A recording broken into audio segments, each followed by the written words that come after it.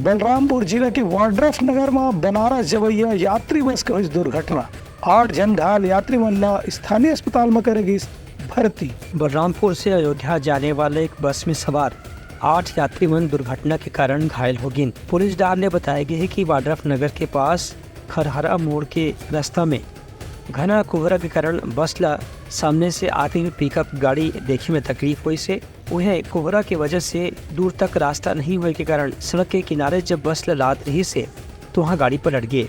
दुर्घटना में घायल यात्री मंडला वाड्रफ नगर के सिविल अस्पताल में भर्ती कराए गए हैं। बस में करीब 50 तीर्थ यात्री सवार रही। एक निजी ट्रेवल एजेंसी की गाड़ी में जम्मू यात्री अयोध्या जाबर बलरामपुर से रवाना हो रही हैं। फिलहाल घायल मन की हालत खतरा से बाहर बताए गए हैं। Bureau report Uttarakhand news.